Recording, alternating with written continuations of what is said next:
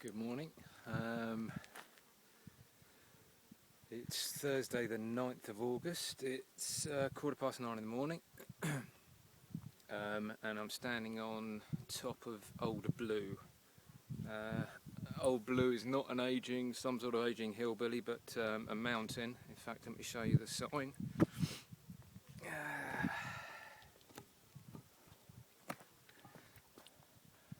There we go. Old Blue, elevation 3,600 feet, if you can't read the writing there. I'm in an area called the Mahoosucs, which amazingly nobody has told me about. The Mahoosucs kind of start after the White Mountains finish, and they run for, I don't know, maybe about 160 miles, something like that. Don't quote me on the figures, they're only approximate. And nobody said anything about him, everybody talked about the Whites and the other difficult bits and the Pennsylvania rocks and all that sort of thing. And we come to a place called Pinkham Notch, which is kind of the end of the Whites. There's a road there, and we climbed, we actually had a couple of days rest in Gorham, a place called Gorham. Went back to Pinkham Notch and we climbed, and it's a really brutal section. I can't get over how difficult it is, really. It's kind of, there's a lot of alpine country here, so you get this kind of, sort of low pine trees at the top. A lot of the times you go above tree line. This is just about, Old Blue's just about above tree line. You get these kind of stunted pine trees. And the trail just kind of dips and dives over these ridiculously steep mountains. And there's also notches. A notch, in case you don't know, it's kind of like a dip, almost a gorge, kind of like you're going along sort of downhill like this, and then all of a sudden you get this V-shaped dip like this, and then you kind of go up again. So these are incredibly difficult to do. They're sort of like, you're talking about 1,000 feet.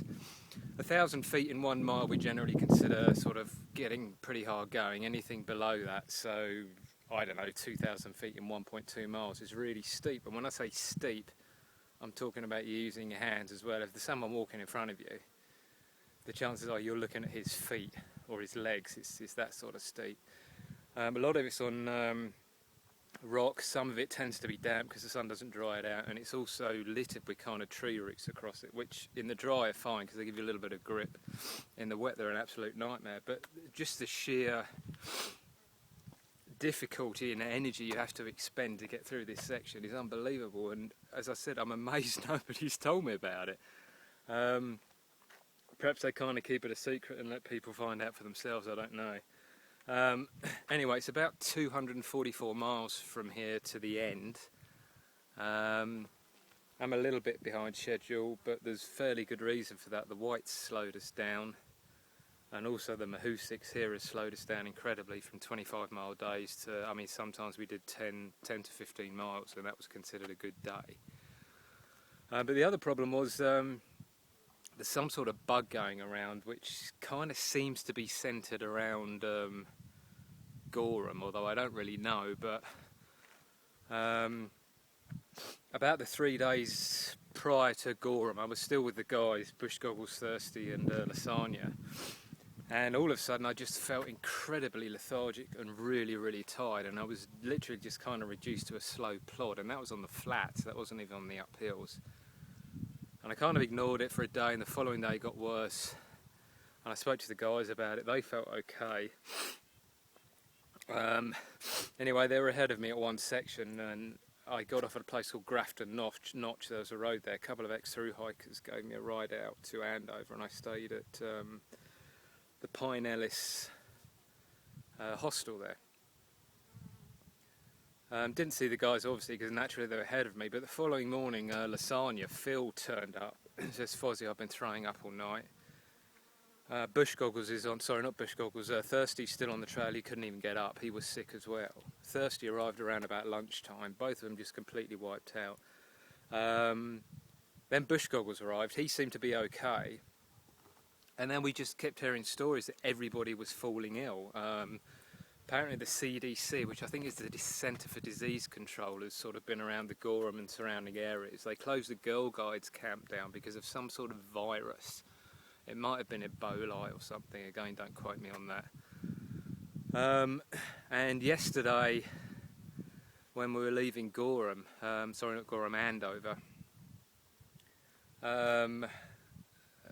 Lady Ford came in the diner where we were having breakfast. Ches 11 came in. Wally came in, and I'd given up asking if everyone had been sick at this point, because you just assume they have. It must have been about 7 or 8 hikers, basically for a day, just kind of, how can I put this without sounding crass, kind of getting rid of liquids from their body, throwing up, diarrhea. I've been alright. I have been incredibly tired, but I haven't been throwing up, so I kind of think I may have got it, but just maybe a mild form of it, or maybe my body's dealt with it better, I don't know. But I rested there for 2.5 days. So did Lasagna, so did Thirsty, and it seemed to have done the trick. They got over it after a day. They're kind of a mountain ahead of me at the moment. They got a ride back to the mountain before me yesterday. I went a little bit further back because that's where I got off. We had a discussion about kind of pace and speed at the moment, because I felt we were rushing the last section. We've only got 244 miles to go, 2 or 3 weeks, probably 2. And we've all been sort of veering towards getting up to the start of the 100-mile wilderness, where Bush Goggles' mum was going to come out and give us a feast on trail, which we're looking forward to. But it was kind of like doing 25-mile days most day, and I just felt that I was rushing. So we all had a chat, we all had a talk. Goggles had to sort of go ahead because he had to meet his mum, although he has tried to put it back a few days, so we might be able to catch him up. And as I say, Lasagna and Thirsty, they're probably maybe 5 hours ahead of me. I'm hoping to catch them today or tomorrow. There's rain forecast for tomorrow, Friday, so we might hole up in a place called Rangeley for the day. And we've got about 100 miles left of this, this very steep section. Although it does seem to be easing a little bit. And then the trail kind of comes down this last mountain, and for about the last 140 miles, I'm not going to say flat, because the amount of times someone's told me, it's really flat through that area, and it's not. But looking at the elevation graph, it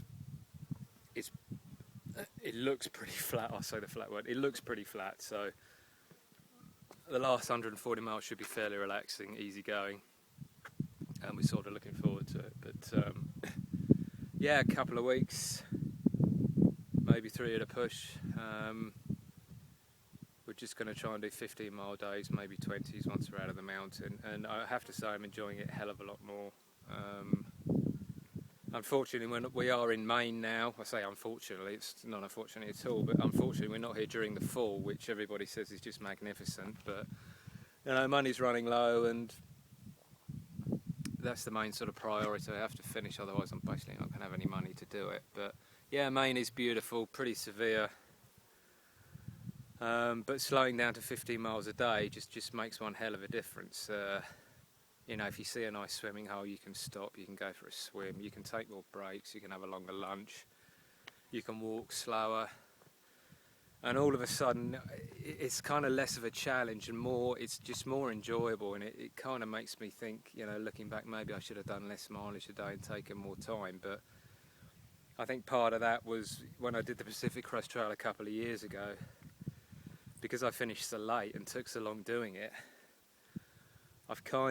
I haven't rushed it. I've in no way rushed the Appalachian Trail, not at all. But I think there was this thing inside me saying, don't, whatever you do, finish in the snow again, or, finish in the middle of November. So, but I'm happy with progress. I'm not disappointed with that at all. I think I've put in a respectable time by the time we finish. But more importantly, the last 2 or 3 weeks, I think is possibly going to be the best of the whole trail, now that we slow down and we can enjoy it. So anyway, that's the news.